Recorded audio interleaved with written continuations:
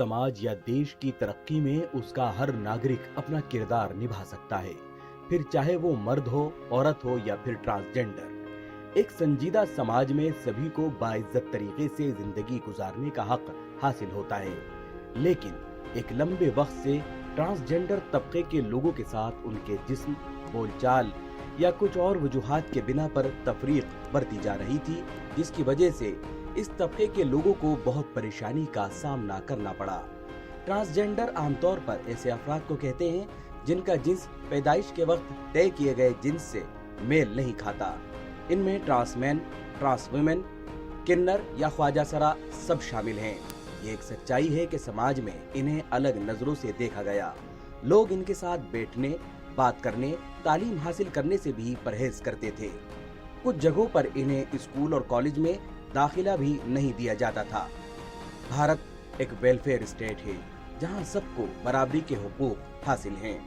Transgender अफराद के साथ होने वाली ज्यादती को मद्देनजर रखते हुए मोदी हुकूमत ने 2019 में the transgender person protection of rights bill मंजूर किया, जिससे उनके हुकूक की हिफाजत को यकीनी बनाया जा सके। इस कानून ने ट्रांसजेंडर लोगों को समाज में बगैर किसी खौफ के जिंदगी गुजारने की हिम्मत दी। नए कानून ने न सिर्फ ट्रांसजेंडर अफराद को कई कानूनी हुकूक दिए, बल्कि ये भी वाज़ेह किया कि किन लोगों को ट्रांसजेंडर माना जाएगा। नाजरीन आदाब, किसी की काबिलियत का अंदाज़ा उसके रंग, नस्ल, ज़ात, मजहब या जिस्म की बनावट पर नहीं किया जा सकता। हमारे समाज को बनाने में मर्द औरत की तरह थर्ड जेंडर भी अपना किरदार बखूबी निभा सकते हैं। हमने ट्रांसमैन, ट्रांसविमेन और किन्नर का नाम सुना भी है, उन्हें देखा भी है, लेकिन शायद उन्हें समझा नहीं। क्या वाकई हम ट्रांसजेंडर के जो मायने हैं उसे जानते हैं? उस मीनिंग को हमने कभी समझा है? सवाल ये भी है कि आखिरकार क्यों इस तबके को आज तक समाज में बाइज्जत मुकाम नहीं मिल सका? आखिर वो क्या वजह रही कि सरकार को उनके लिए कानून बनाना पड़ा, और ये कानून उनसे मुताल्लिक क्या कहता है? ट्रांसजेंडर से मुताल्लिक मुख्तलिफ पहलुओं को आज की इस पेशकश में हम जानेंगे और समझेंगे। इस अहम मौजू पर बात करने के लिए आज हमारे साथ स्टूडियो में मौजूद हैं दो एक्सपर्ट। हमारे साथ हैं दीपिका जी, आप नेशनल कैपेसिटी बिल्डिंग ऑफिसर हैं YRGK से, और हमारी दूसरी ख़ास मेहमान हैं डॉक्टर सुमित्रा सिंह, आप कन्वीनर हैं ट्रांसजेंडर सेल अमेठी यूनिवर्सिटी से। इन दोनों के अलावा हमारे साथ लॉ के स्टूडेंट भी हैं और ट्रांसजेंडर कम्युनिटी के लोग भी हैं, जिनके बातों को, जिनके सवालों को आज की इस पेशकश में हम शामिल करने की कोशिश करेंगे। सबसे पहले मैं अपने दोनों ख़ास मेहमानों का और तमाम स्टूडेंट का बहुत बहुत इस्तकबाल करता हूं आज की इस पेशकश में। दीपिका जी, आपने एक लड़ाई लड़ी ट्रांसजेंडर कम्युनिटी के लिए, और आपका ये सिलसिला अभी भी चल रहा है। आखिर जब हम इस कम्युनिटी की बात करते हैं तो आपको क्या लगता है कि समाज में आज भी इस कम्युनिटी को एक बाइज्जत मकाम नहीं मिल पाना, या कहीं उनके साथ कुछ भेदभाव होना, क्या नज़र आता है? देखिए, अगर मैं सबसे पहले तो बहुत बहुत शुक्रिया, और उसके बाद दूसरी बात यह है कि 160 साल से ज़्यादा पुराना किस्सा है ये। मुग़लों के ज़माने में बात करेंगे, जिस इज़्ज़त से आप मुझसे बात कर रहे हैं, उस इज़्ज़त से हर एक ट्रांसजेंडर व्यक्ति को कार्य मिलते थे, नौकरी मिलती थी। रानी के हरम में उनको देख रेख के लिए रखा जाता था, ताकि ख्वाजा सरा उनको कहा जाता था। ख्वाजा सरा उनको उस वक्त कहा जाता था। बिल्कुल राइट, एकदम सही शब्द है। और उस वक्त से लेके आज ये जो बदलाव आए हैं, ये जो एक पीरियड था जब ब्रिटिश का साम्राज्य शुरू हुआ, उसके बाद जब देखा गया कि भाई ये लोग पावर रखते हैं रानी के हरम, क्योंकि कंट्रोल करने के लिए कुछ तो सिस्टम होना चाहिए था, तो उन्होंने कहा कि भाई रानी के हरम को काबू में लेने के लिए सबसे पहले इनको हटाना पड़ेगा। तो एक लॉ बना दिया गया, एक ऐसा सिस्टम बना दिया गया, जिसके बाद उनको बाहर कर दिया गया। अब वो एक अलग थलग एरिया में, जब गांव से बाहर, शहरों से बाहर, एकदम जंगल ट्राइब एरिया में जाके रहने लगे, और उनके ऊपर तरह तरह के कानून लगा दिए गए। धारा 377 लगा दी, ये बोल के कि भाई जो है ये समलैंगिक जो है यौन संबंध बनाते हैं तो इनको हटा दिया जाए, यहाँ से बाहर कर दिया जाए, इनके ऊपर कानूनी कार्रवाई की जाए। वो करते करते आज इतना बुरा हाल हो गया कि फिर वो कुछ नहीं हुआ। उस वक्त भी वो भिक्षावृत्ति करने लगे, जब उनको सब चीज़ों से बाहर निकाल दिया जाएगा। इंसान रोजगार के लिए क्या करेगा भाई? वो क्या करेगा? वो भीख मांगेगा। पेट पालने के लिए उन्होंने भीख मांगना शुरू किया। तो वहाँ से वो शुरुआत हुई और वो चलती चली आई है और ये 170 साल से है। तो इसको बदलाव लाने में मेरे ख्याल से 17 साल तो लगेंगे। कि आज़ादी के बाद भी ये सिलसिला चलता रहा और उसके बाद मोदी गवर्नमेंट ने ये एहसास किया कि नहीं, इनके लिए भी कुछ होना चाहिए और एक कानून आया। सुमित्रा जी, क्या कहता है ये कानून और इस कानून की क्या ज़रूरत थी हमारे देश को? अब ये कानून की क्या ज़रूरत थी? Well, this dates back to what Deepika ji just said. Well, अब मुगलों के काल से जब समाज हमारा बदला, तो जैसे मैडम ने अभी बताया कि ट्रांस कम्युनिटी को कैसे अलग कर दिया गया, कॉलोनियल रूल में भी किस तरीके से इस कम्युनिटी ने बहुत डिस्क्रिमिनेशन देखा, हमारे देश में नहीं पूरे विश्व में इस कम्युनिटी ने एक बहुत बड़ा डिस्क्रिमिनेशन देखा। तो आज़ादी के बाद का जो माहौल था, ट्रांसजेंडर कम्युनिटी लड़ती रही राइट टू इक्वालिटी के लिए, विच is a fundamental right of every citizen of the country. और अगर इंडिया की ही बात ना करूं, द ट्रांसजेंडर कम्युनिटी लड़ती रही अपने यूनिवर्सल राइट के लिए, अपने ह्यूमन राइट के लिए। 1948 में जब universal declaration of human rights की घोषणा की गई यूनाइटेड नेशंस में, तब एक पूरे विश्व परिदृश्य में एक विचार जागा कि नहीं, हम सब एक है, बीइंग ह्यूमन बीइंग्स। तो आज़ादी के बाद का माहौल हमारे देश में नहीं, पूरे विश्व में एक अलग सा था। Right to equality which is a fundamental right पर लड़ाई की गई, और उतना ही नहीं, राइट टू लाइफ, हर व्यक्ति को अधिकार है to live your life with dignity and honour. एक मर्यादा के साथ में समाज में प्रतिष्ठित हो जाऊं, ये सिर्फ मैं एज अ लड़की, आप एज अ बॉय या आप एज अ ट्रांस कम्युनिटी, हम सबका अधिकार है। तो क्यों ट्रांसजेंडर कम्युनिटी वर्षों से ये लड़ाई लड़ रही है कि मुझे भी आपके बराबर जीने का अधिकार दिया जाए, जबकि मेरे देश का कानून कहता है हम सब एक है, there is right to equality, article 14, and there is equality before the law. क्या दीपिका जी घर से शुरू हो जाता है? बिल्कुल, मैं ज़रूर इस पर बारे में जानना बिल्कुल चाहूंगा। बिल्कुल। ये जो डिस्क्रिमिनेशन है, आप समाज और घर की बात कर रहे हैं, मैं कहती हूँ ये सबसे पहले खुद से शुरू होता है। और ये क्यों शुरू होता है? क्योंकि जब मुझे जैसे बताया गया कि आप ऐसे रहें, इस रोल में रहें, इस तरीके से जिएं, और मैं उसमें फिट नहीं हूँ, तो वो सबसे बड़ा डिस्क्रिमिनेशन मेरा अपने साथ शुरू हो चुका है। लेकिन उसको समझने के लिए शायद मुझे भी 5 साल लग सकते हैं, और उस 5 साल की जो परेशानी है उसको सुलझाने के लिए मेरे पास सुलझा हुआ व्यक्ति होना बहुत ज़रूरी है। मगर वो व्यक्ति नहीं मिलते, क्योंकि मैं अप्रोच किसको करूं? सामने वाले को जाकर मैंने अप्रोच किया तो वो समझेगा पता नहीं क्या बात के लिए बात करने आ रही है ये इंसान, तो वो हमको नहीं सुनेंगे। तो समाज में जो बहुत सारे लोग बैठे हैं, बहुत सारे एक्सपर्ट डॉक्टर बैठे हैं, बहुत सारे एक्सपर्ट बैठे हुए हैं जो मेंटल हेल्थ काउंसलर हैं। मैं कहती हूँ मेरी ही मेंटल हेल्थ काउंसलिंग के लिए मैं 6 अस्पताल में भटकी हूँ दिल्ली के सरकारी, लेकिन एक में जाकर फाइनली ये हुआ। तो 18 सेशंस के बाद दे हैव डिक्लेयर्ड कि you are a transgender person. आप लड़का पैदा हुई हैं, लेकिन आप लड़का हैं नहीं दिल दिमाग से। आप अगर औरत बन के रहेंगी तो ज़्यादा खुश रहेंगी, वरना आप सारी ज़िंदगी डिप्रेस और परेशान रहेंगी। तो ये अपने आप में मेरे साथ जो डिस्क्रिमिनेशन अंदर अंदर चल रहा था कि मैं ये करूँ, ये करूँगी तो बुरा लगेगा, ये करूँ, ये करूँगी तो डांट पड़ेगी, यहाँ जाऊँ तो पापा मारेंगे।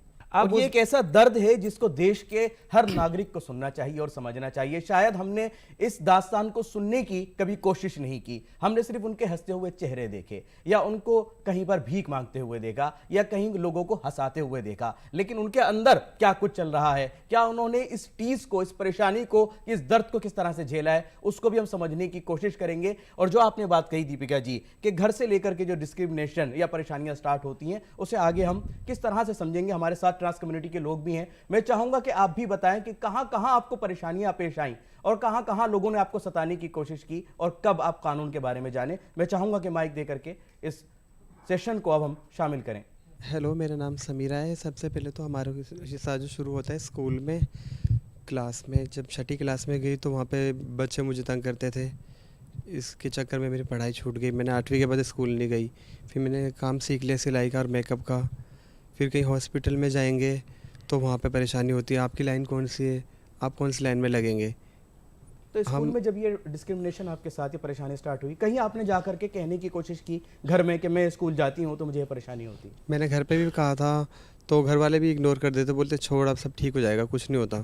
फिर कितनी बार समझाती, टीचर से भी कहा था, टीचर को भी पता था, मगर टीचर इस बात को लेके ज़्यादा सीरियस नहीं होते थे।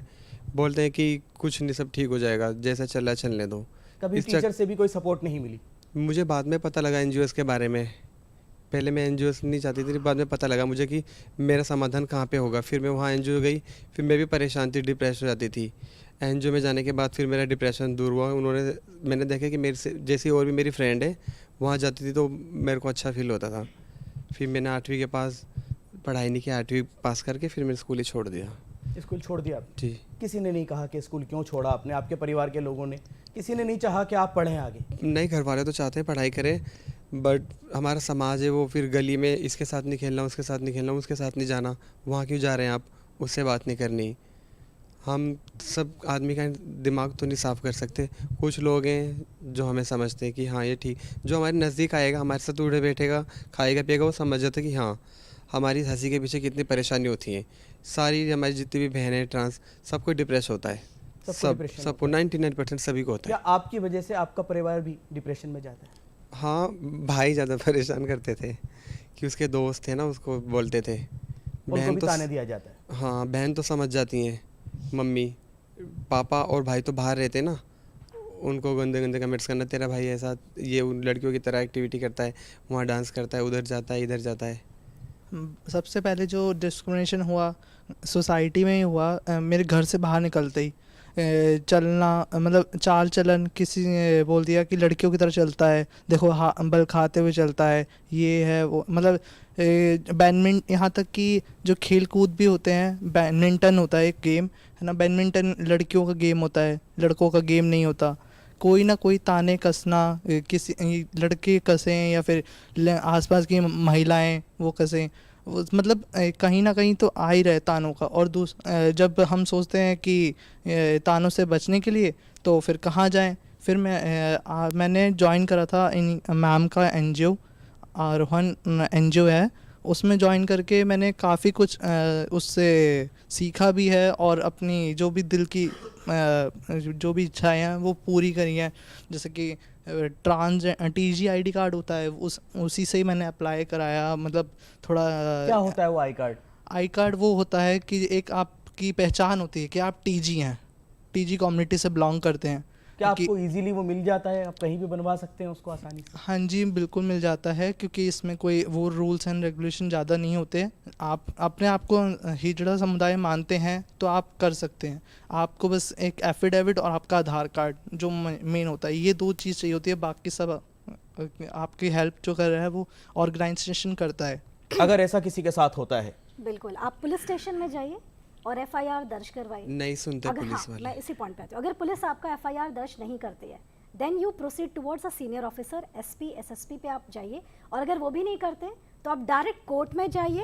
As per section 156 clause 3 of CRPC, the court will register your matter. आप ये नहीं कह सकते कि पुलिस ने मेरा मैटर रजिस्टर नहीं किया, आप डायरेक्टली कोर्ट जा सकते हैं और कोर्ट इंटरवीन करेगी। यहाँ तक कि डिस्ट्रिक्ट मैजिस्ट्रेट भी इंटरवीन करके पूछेगा कि आपने अपना काम क्यों नहीं किया। तो आप ये नहीं कह सकते कि पुलिस ने FIR रजिस्टर नहीं की इसलिए मेरे को आगे न्याय नहीं मिला। मैं बिल्कुल इस बारे पर, क्योंकि मैं देख रहा था दीपिका जी को, जब उन्होंने कहा कि हमारी सुनवाई नहीं होती तो दीपिका जी ने हाँ कही और गर्दन हिलाई। मैं जानना चाहता हूँ क्या सच्चाई क्या है? मैं एक चीज़ बहुत अच्छे से समझ चुकी हूँ कि पिछले बहुत लंबे अरसे से मैं ये देख रही हूँ, 12-13 सालों से, कि नेशनल लेवल पे जो मैं डेटा देखती हूँ, मेरे प्रोग्राम में भी मैं हमेशा बोलती हूँ कि हर दिन तो वायलेंस होते हैं, रिपोर्ट कहाँ है? मैं ये प्रोग्राम में मांगती भी हूँ, सच बताती हूँ, लेकिन रिपोर्ट्स नहीं हैं, क्योंकि एक तो ये लिखने से देने से डरते हैं, दूसरी बात है कि पुलिस वगैरह तक जाने में ही पहला डर है। I am telling you very honestly और ओपनली कि जब हम पुलिस स्टेशन तक जाते हैं ना, तो उसके अंदर तक घुसने तक जो एक स्टेप्स है ना, वहीं पे हमारे साथ डिस्क्रिमिनेशन अगेन शुरू हो जाता है। क्या कोई ऊपर का ऑफिसर, जैसे मैडम ने कहा कि आप SP SSP के पास जा सकते हैं, क्या ऐसा होता है या सिर्फ आप जैसी ही कोई महिला जा सकती है, हर कोई नहीं जा सकता? राइट, सो यही होता है कि ये जो कम्युनिटी का जो एक आम तबका है जो नीचे इस पे काम करते हैं या फिर वहाँ पर रहते हैं, साधारण ज़िंदगी व्यतीत कर रहे हैं, वो लोग हमें अप्रोच करते हैं कि इसको करना कैसे है, मैं क्या लिख के जाऊँ, क्या आप मेरे साथ चल सकती हो। मैं बहुत बार बहुत सारे लोगों के साथ गई हूँ। बहुत बार ऐसा हुआ है कि मैंने शुरुआत की थी महिला आयोग दिल्ली में, वहाँ पर बात की थी, बहुत सारा मैंने डिस्कशन किया था और फिर एक निष्कर्ष निकल के आया था कि 181 पे अगर कोई भी ट्रांसजेंडर महिला कॉल करके भी कहेगी या ट्रांसजेंडर व्यक्ति 181 जो महिला हेल्पलाइन है दिल्ली का, उस पर कॉल करके बोलेंगे, और आसपास का क्षेत्र भी होगा दिल्ली का, तो कॉल करके बोलेंगे मैं एक ट्रांस महिला हूँ, ट्रांस व्यक्ति हूँ, मेरे साथ ये प्रॉब्लम है और मुझे आपकी हेल्प चाहिए, तो वो लोग हेल्प करेंगे करके उन्होंने बोला।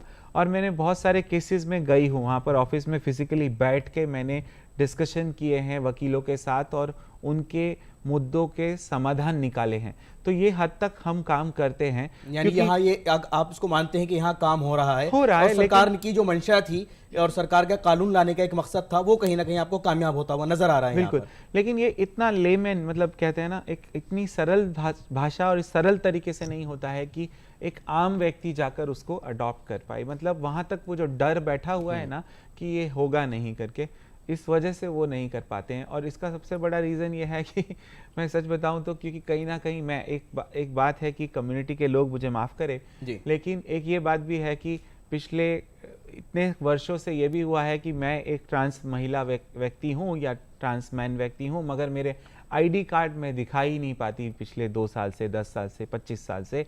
और मैं नहीं दिखाती हूँ इस बोल के कि मेरी आइडेंटिटी मुझे नहीं बतानी बायोलॉजिकल, और मैंने चेंज नहीं करवाई। ये पहले था, अब तो ये चेंज हो रहा है क्योंकि इतने सारे लॉ आ गए, लेकिन तब नहीं होता था। तो क्या होता था कि जब कहीं जाना है, पुलिस से बचना है, तो यही सर्टिफिकेट है हमारा, तो यही चलता आया, ठीक है। तो वो हैबिट बन गई और उसकी वजह से पुलिस वाले हमेशा एग्रेशन के साथ देखते हैं। ये मुझे महसूस होता है कभी कभी, मैं भी गई हूँ तो वो मुझे भी वैसे ही देखते हैं। लेकिन जब मैं लॉ, कानून, ये वो अपने कॉन्टैक्ट्स निकाल के समझाती हूँ तो बिठाते हैं, मैडम आइए बैठ के बात करते हैं। आपने कहा कि बायोलॉजिकल जो लोग चेंज करवाते हैं उनके आइडेंटिटी के साथ क्या दिक्कत आती है, वो किस तरह अपनी आइडेंटिटी को उसकी मोहर लगवाएं या उसका क्या नाम है, सर्टिफाई करवाएं उसको? देखिए, सर्टिफाई कराने के लिए ही अभी बात की जा रही थी। अभी मैम ने बोला ही था आप सभी के सामने कि और वहाँ से भी बात हुई थी, अक्षांश ने बोला था कि कोई भी व्यक्ति अगर ट्रांसजेंडर है उसे कहीं कुछ करने की ज़रूरत नहीं है। उसको एक नेशनल पोर्टल है, ठीक है, नेशनल ट्रांसजेंडर पोर्टल करके एक पोर्टल है, मैं आप सबको भी बता रही हूँ।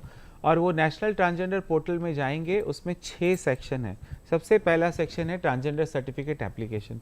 वहाँ जाके अप्लाई करेंगे, एक सिंपल सा आप ईमेल आईडी पे जाके रजिस्टर्ड करिए, सर्टिफिकेट अप्लाई करिए। उसके लिए उन्होंने बताया एक एफिडेविट लगता है, एफिडेविट का फॉर्मेट भी उसके अंदर ही है, वहीं पे उसी पोर्टल में। एक फ़ोटो लगेगा, आपका आधार कार्ड लगेगा, एक सिग्नेचर का कॉपी उसमें स्कैन करके लगेगा, दैट्स इट। उसके बाद वो अप्लाई हो जाएगा, डिस्ट्रिक्ट मजिस्ट्रेट साहब के पास पहुँच जाएगा। आपके अंदर क्षमता है, आप 20 दिन बाद फॉलोअप ले लीजिए, मैंने अप्लाई किया है, मेरा एप्लीकेशन नंबर ये है।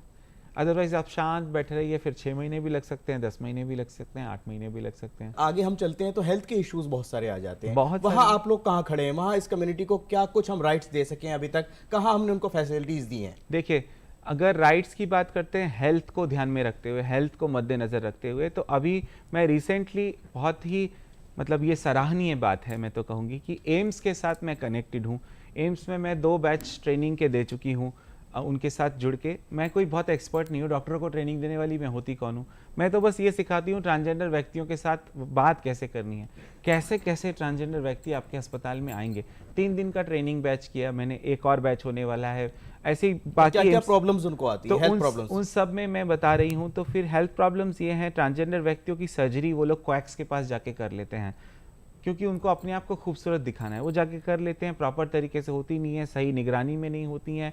डॉक्टर सर्जरी करते हैं, आई एम टेलिंग यू, क्योंकि कोई सपोर्ट नहीं है ना, ऐसे चीराफाड़ी किया, सब कुछ किया, 1 घंटे बाद घर भेज देते हैं। ऐसा होता है? बताइए। एक छोटा सा माइनर ऑपरेशन होता है तो 24 घंटे के लिए ऑपरेशन में। ऐसा डॉक्टर्स क्यों करते हैं? क्या रीजन है? क्या वो उस चीज को छुपाना चाहते हैं? एक्सेप्ट नहीं कर रहा है ना कोई भी, समाज कहाँ एक्सेप्ट कर रहा है, कानून कहाँ एक्सेप्ट कर रहा है, ये डर है ना, इसकी वजह से ये सब चीज़ें होती हैं। और उतना कॉस्ट नहीं है हमारे पास देने के लिए। आपको मैं सच बताऊं तो अगर प्रॉपर सर्जरी की मैं बात करूं तो 8-8 लाख रुपये आएगा। कहाँ से लाऊं मैं 8 लाख रुपया? नहीं है मेरे पास।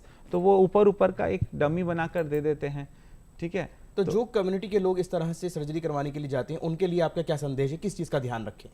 देखिए, मैं तो सबसे पहले कहूँगी कि आप चाहे 1 साल 1.5 साल इंतज़ार कर लीजिए। अब तो सरकार ने कानून का प्रावधान अगर देखें, नेशनल पोर्टल में ही हेल्थ इंश्योरेंस का प्रावधान है। 5 लाख रुपए का हेल्थ इंश्योरेंस आयुष्मान भारत योजना के अंतर्गत है, ठीक है। और उस 5 लाख के अंतर्गत आप अपनी सर्जरी करा सकते हैं, कोई भी ट्रांस व्यक्ति। आप एक सर्जरी एक साल कराइए, दूसरी सर्जरी अगले साल कराइए, लेकिन प्रॉपर तरीके से बड़े अच्छे अस्पताल में डॉक्टरों की निगरानी में तो कराएंगे।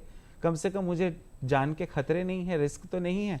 तो ये बहुत बड़ा इंपॉर्टेंट मुद्दा है जिस पे काम करने की ज़रूरत है। और मेरे ख्याल से बाकी जो ट्रांसजेंडर समाज के व्यक्ति हैं उनको ये समझना चाहिए कि हेल्थ के साथ मैं क्यों खिलवाड़ करूं। हेल्थ को लेकर के क्या लोग इतने कॉन्शियस हैं? मैं जानना चाहूंगा ऐसी कम्युनिटी से, क्या वाकई आप लोग हेल्थ को लेकर के इस चीज़ में भी कॉन्शियस हैं, या सिर्फ आप डिस्क्रिमिनेशन के ऊपर अभी और अपनी आइडेंटिटी के ऊपर ही भी बात कर रहे हैं और हेल्थ का इशू कहीं आपका नहीं, पीछे हम रह अपनी गया है? हेल्थ को लेके भी बहुत उत्सुक है कि हम हॉस्पिटल में कहाँ पे जाना चाहिए और कहाँ पे कैसे मेडिसिन वगैरह लेने चाहिए। हम टाइम टू टाइम अपने मेडिकल करवाते रहते हैं। आप करवाते हैं, लेकिन क्या आपकी कम्युनिटी के बाकी लोग सब लोग अवेयर हैं इस बात से कि कहाँ जाना चाहिए और क्या हमारा करवाना? शरीर ही तो हमारा धन है, ये हमारा धन है, हमारा शरीर ही। हम नहीं, सभी के लिए हमारा शरीर हमारा धन है। हम सब अपने शरीर की अच्छे से देखभाल करते हैं। टाइम टू टाइम हॉस्पिटल में मैम के पास जाते हैं, अपना ट्रीटमेंट कराते हैं हर 3 महीने में एक बार। सर एक्चुअली मतलब ये मतलब बचपन से ही स्टार्टिंग से ही होता है। स्टार्टिंग में हमें ऐसा लगता है कि ऐसी फीलिंग्स केवल हमारे अंदर ही है और ऐसा कोई भी नहीं है। जैसे हम बड़े होते जाते हैं तो जो हमारी सेक्सुअलिटी है, अंदर की जो भी फीलिंग्स है बिल्कुल ही अलग होती है एक मेल की तुलना में। तो सर फिर स्कूल्स में जाते हैं, स्कूलों में, सोसाइटीज़ में तो सर बहुत डिस्क्रिमिनेशन होता है, गाली गलौज सुनने को मिलता है और फैमिली से भी सर बहुत एक्सेप्टेंस एकदम जीरो रहती है फैमिली से भी। और सर इस हिसाब से सर जैसे हम एनजीओ से कनेक्ट होते हैं, ये जो और कम्युनिटीज़ के लोग मिलते हैं तो पता चलता है कि मतलब हमारे जैसे और भी काफ़ी लोग हैं। वो अपनी इस आइडेंटिटी को सामने ले आते हैं तो अब घर उनको एक्सेप्ट करने को तैयार नहीं होता। बिल्कुल, ये सही बात है। देखिए बहुत सारे लोगों का मेरे पास एक डेटा था, उस डेटा के मुताबिक मेरे पास ये एक छोटा सा स्टडी किया था एक प्रोग्राम में। उसमें 78% ट्रांसजेंडर व्यक्ति अपने बायोलॉजिकल फैमिली से एकदम बाइकआउट हो जाते हैं, एकदम अलग। 78% एकदम अलग हो जाते हैं, उनका कोई कनेक्शन नहीं था। उसमें एक डेटा निकल के आया था।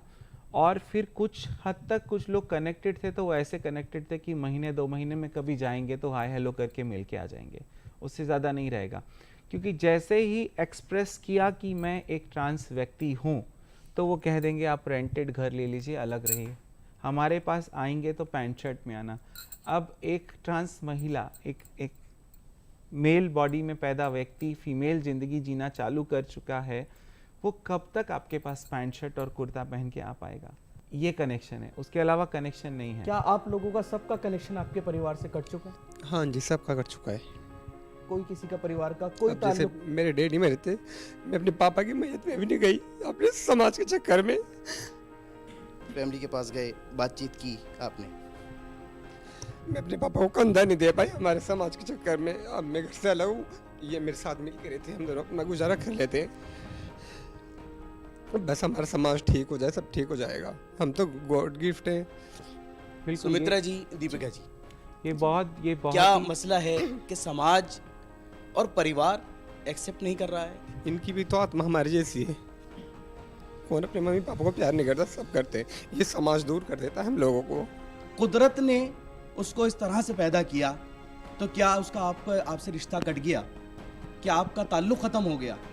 क्या वो दुनिया में आने का अपने आप रीज़न था, या वो खुद अपनी मर्ज़ी से इस दुनिया में आए हैं? तो क्यों इनको इस तरह से अकेला छोड़ दिया जाता है? कहीं ना कहीं आपको इनको अपनाना पड़ेगा, और अब आप इनको अपनाइए। इनके भी सीने में वही दिल धड़कता है जो हम सबके सीने में। मैं सुमित्रा जी से कहना चाहूँगा कि आप भी कन्वीनर हैं ट्रांसजेंडर सेल की, आप भी अपील करें उन पेरेंट्स से जो इस वक्त ये प्रोग्राम देख रहे हैं कि उनके परिवार में जो भी है, प्लीज़ उसको अपनाने की कोशिश करें। कहीं ना कहीं उसको अपने उस घर में जगह दें जहां वो पैदा हुआ था, जहां उसने आँख खोली थी। बिल्कुल सर, समीरा जी की पॉइंट को रखते हुए ऑडियंस को भी बताना चाहती हूँ, आज विश्व पटल पे, राष्ट्रीय पटल पे भी जितने लोग हमें सुन रहे हैं, कानूनी तौर पे अगर बात करें समीरा जी, तो as per section 12 of the act हर ट्रांसजेंडर पर्सन को अधिकार है राइट टू रेसिडेंस का। राइट टू रेसिडेंस का अधिकार आपसे कोई ले नहीं सकता। And as per the section 12 clause 1 of the act, कोई बच्चा अगर ट्रांस पर्सन है, आप उसको अपने परिवार से अलग नहीं कर सकते। एंड जैसा कि पहले नोमन जी ने बोला भी, as per section 18 of the act this is punishable, और 6 महीने से लेकर 2 साल तक की सज़ा हो सकती है। समाज से अनुरोध है, जैसा आपने सर कहा, बिल्कुल हम कोशिश करें ट्रांसजेंडर कम्युनिटी को सर्व करने के लिए, लेकिन अगर किसी भी मेरे ट्रांसजेंडर साथी के साथ ऐसा होता है, परिवार उनको अलग करता है, आप प्लीज़ हमसे जुड़ें। मैं ज़रूर आपके साथ हूँ, हमेशा आपको न्याय ज़रूर दिलाऊंगी। और कहाँ जाएंगे वो? परिवार के खिलाफ अदालत जा सकते हैं? नहीं, हाँ जा भी सकते हैं, लेकिन आपको डिटरमाइन करना पड़ेगा कि आप ये स्टेप लेना चाहते हैं। क्या माता पिता की संपत्ति के अंदर अपने राइट्स को लेकर के हाँ। दावा ठोक सकते हैं और बिल्कुल वो कर हक सकते हासिल हैं, कर सकते हैं? बिल्कुल कर सकते हैं, राइट टू इक्वालिटी बिल्कुल कर मैं सकते हैं। दीपिका जी as कुछ per the कहना act। चाह रही हैं, हाँ जरूर जी, उनके पास कुछ So, नोट्स हैं। नहीं, नोट्स नहीं है, ये एक एक्ट पारित हुआ है, उस एक्ट में भी ये बात लिखी गई है कि ये अधिकार हमें है, मगर मैं जो ग्राउंड में सच्चाई है उस पे जाना चाहती हूँ। वो सच्चाई ये कहती है कि मैं कानूनी दावा ठोक सकती हूँ, लेकिन उनके दिल में जगह नहीं बना सकती ना। राइट। मुझे अधिकार दे देंगे, शायद हो सकता है मुझे 10 लाख रुपए का अधिकार मिल जाएगा, लेकिन मुझे वो अधिकार तो नहीं मिलेगा जिसका दुख उसको आज भी है कि मैं कंधा नहीं दे सकी, मैं उनके शक्ल को नहीं देख पाई आखिरी वक्त में जब वो उनका जनाजा उठ रहा था। तो ऐसे वक्त जो गुजरते हैं वही बहुत बड़े दुख और तकलीफ बन के हमारे लिए सारी जिंदगी रह जाते हैं। हमारे साथ लॉ के स्टूडेंट भी हैं। आप लोग भी अपने स्कूल से लेकर के और अपने इंस्टीट्यूशन तक, यूनिवर्सिटीज तक आप देखते हैं, आपके मन में क्या कुछ सवाल हैं, बताएं। आज की इस पेशकश में हम उन्हें शामिल करेंगे। सर, मेरा नाम सौमेन सिंह है। सर्वप्रथम मैं बताना चाहूँगा कि जिस तरफ देश का युवा चल देता है उस तरफ भीड़ चल जाती। तो हम सब जितने हैं आपके साथ हैं, आप इससे निश्चिंत रहिए। प्रश्न की तरफ आएंगे। सर, मेरा ये प्रश्न है कि 2019 के पहले और 2019 के बाद क्या डिफरेंस आया है जो सिर्फ पेपर में रह चुका है कि सोसाइटी के निचले स्तर तक भी प्रभाव पड़ा है? दीपिका जी, बहुत अहम सवाल है। ओके, सो 2019 में एक्ट जो पारित हुआ था वो बात पहले हुई थी। सो मैं बताती हूँ 2014 में जब ये कहा गया कि self declaration is enough for transgender identity declaration, उसके ऊपर कोई काम नहीं हो रहा था। जा रही थी बहुत सारी ट्रांस महिलाएं, ट्रांस मैन, और बोल रहे थे कि मुझे ये आईडी कार्ड चाहिए। नहीं हो रहा था, नहीं हो रहा था, नहीं बन रहा था। ये बहुत बड़ा सच है, ठीक है, नहीं बन रहा था। और बोलते थे हमें तो पता ही नहीं है, कहाँ है, कौन सा कानून है, दिखाइए, लाइए। बोलते नालसा जजमेंट, बोलते ये हमारे पास तो आया ही नहीं है, हमको कुछ नहीं पता है इसके बारे में, कुछ नहीं होगा ऐसा, ठीक है। वो एक सच्चाई थी, मतलब चैलेंजेस थे, मैं ये बता रही हूँ इन शॉर्ट। लेकिन फिर उसके बाद के बदलाव में बताती हूँ आपको। नेशनल ट्रांसजेंडर पोर्टल आया, ठीक है। उसके अलावा डिस्ट्रिक्ट मजिस्ट्रेट को, सारे जितने भी डिस्ट्रिक्ट मजिस्ट्रेट हैं उनकी सारे लोगों की एक मीटिंग हुई, उनको ट्रेन किया गया, ट्रेनिंग दी गई। आज आइडेंटिटी प्रूफ मिल रहे हैं, आज हेल्थ इंश्योरेंस आ रहे हैं। आज के डेट में गरिमा गृह करके एक प्रोजेक्ट चलाया जा रहा है ministry of social justice and empowerment की तरफ से, जिसमें 13 शेल्टर होम चल रहे हैं हिंदुस्तान के अंतर्गत। वो बात अलग है कि उसके अंदर बहुत सारी कुछ प्रॉब्लम्स भी हुई हैं, उसको आगे दूर भी किया हाँ, जा सकता है। उसको दूर किया जा सकता है अगर सरकार उस पर निगरानी रखे और ठीक से देखे। तो आप न्यूज़ चैनल और न्यूज़ में जाके देखेंगे बहुत सारे ऐसे चीज़ें आई हैं जिसमें बहुत सारे परेशानियां हुई हैं उस गरिमा गृह में। उसके बाद एक चीज़ है कि स्कॉलरशिप। अगर कोई व्यक्ति जैसे अक्षांश अभी पढ़ रहे हैं, उनको 13,500 रुपया हर साल का, सालाना 13,500 रुपये का स्कॉलरशिप का प्रावधान है। लेकिन तब जब ये टीजी सर्टिफिकेट अप्लाई करेंगे, तो अब मैं आपको वो जवाब दे रही हूँ जो आप उनसे पूछ रहे थे कि आप सर्टिफिकेट अप्लाई करेंगे तो आपको बेनिफिट्स क्या हैं। बेनिफिट ये हैं, पढ़ने वाला बच्चा स्कॉलरशिप ले सकता है, बीमार व्यक्ति हेल्थ इंश्योरेंस का अप्लाई कर सकता है। हालांकि हेल्थ इंश्योरेंस अभी मिलना शुरू नहीं हुआ है, लेकिन स्कॉलरशिप मिल रही है। गरिमा गृह में लोग जाके रह रहे हैं, ये सब सुविधाएं मिल रही हैं। गरिमा गृह में लोगों को रहना, खाना, राशन पानी 1 साल तक का प्रावधान है एक व्यक्ति के लिए। लेकिन उसमें प्रॉब्लम ये है कि एज लिमिट बहुत अजीब है। एज लिमिट क्या है वो मैं आपको बताती हूँ। एज लिमिट है 18 साल से 45 वर्ष। यहाँ तक का समय गरिमा गृह में गुजर सकता है। लेकिन जो व्यक्ति सारी जिंदगी सड़क पे नाचा, 55 साल का हुआ, अब घुटने काम नहीं करते, अब कौन से गरिमा गृह में रहेगा भाई? उसके पास तो गरिमा गृह नहीं है, कोई शेल्टर होम नहीं है, वो कहाँ जाए? मैं तो उन लोगों की बात करती हूँ जो ट्रेडिशनल कल्चर को फॉलो करते हुए इतने सालों से जिंदगी गुजर बसर कर रहे हैं, वो कहाँ जाएंगे? और मैं आप सबसे कहती हूँ, आप सब अपने मोहल्लों में और एरियो में जाकर झांक लीजिए और देख लीजिए कि बुजुर्ग ट्रांसजेंडर व्यक्ति 60 साल के, 55 साल के कब आपको नाचते हुए दिखाई नहीं दिए होंगे। कहाँ जाते हैं दीपिका? क्या उस मोहल्लों में रहते हुए दिखाई दिए? वहां भी नहीं दिखाई दिए। तो जाते कहाँ हैं? उसका जवाब ये है कि बेचारे एक कोने में घर के पड़े रहते हैं, क्योंकि उनको कोई पूछता नहीं है। हम और आप सब लोग, ये जो परिवार में रहते हैं ना माँ बाप के साथ, फिर भी एक तरह माँ बाप को पूछ लेते हैं, लेकिन जब इस कल्चर में रहते हैं, जब बुढ़ापा आता है तो पूछता नहीं है कोई। एक कोने में बैठ के हमको रोटी खानी पड़ती है। वो रोटी कहाँ से आती है? ठीक है, कौन वो देता रोटी है? कहाँ से आती है? चले जाएंगे। और परिवार के जो कल्चर है, उस कल्चर का हिस्सा एक जो यंग है बाहर जाएगा, नाच गा के कमा के भिक्षावृत्ति करके पैसा लाएगा और खाएगा। तो हमेशा ये ध्यान रखिए कि जो वो मांगते हैं वो सिर्फ अपने इकलौते के लिए नहीं मांगते हैं, उसके पीछे बहुत सारे लोग जुड़े होते हैं। उस पैसे का कलेक्शन जाता है तो बहुत लोगों का पेट भरता है उससे। तो ये सब चीज़ें हैं जिस तरीके से ये कल्चर चलता है।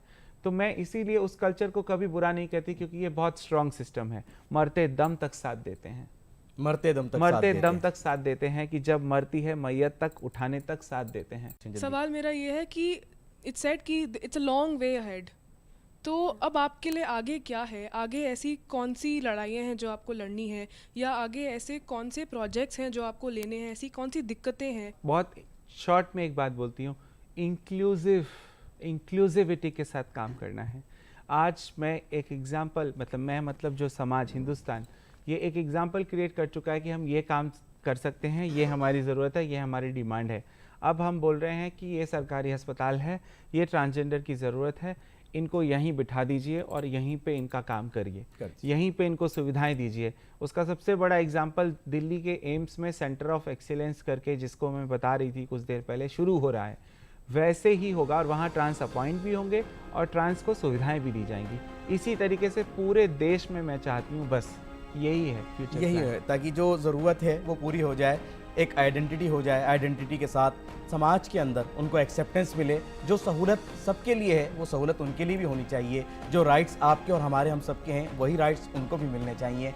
एक जो सबसे बड़ा मसला है वो है उनको अपनाने का, उनको एक मुकाम देने का, उनको अपने दिल में जगह देने का, वो ज़रूरी है हम सबके लिए। मैं बहुत शुक्रगुजार हूँ दीपिका जी आपका भी, सुमित्रा जी आपका भी, और तमाम स्टूडेंट्स का, ट्रांसजेंडर कम्युनिटी से जो लोग हमारे इस मंच पर आए उन्होंने अपने एक्सपीरियंस शेयर किए, उनका भी मैं बहुत शुक्रगुजार हूँ। आज की इस पेशकश को मैं यही मुकम्मल करता हूँ। हम फिर हाजिर होंगे किसी अलग और नए मौजू के साथ। आप इस प्रोग्राम से मुताल्लिक़, आज की इस पेशकश से मुताल्लिक़ अपने राय मशवरे हमें ईमेल कर सकते हैं। हम आपको छोड़े जाते हैं कानून से मुताल्लिक़ कुछ अहम मालूमात के साथ। तब तक के लिए हमारी टीम को दे दीजिए इजाज़त। आदाब।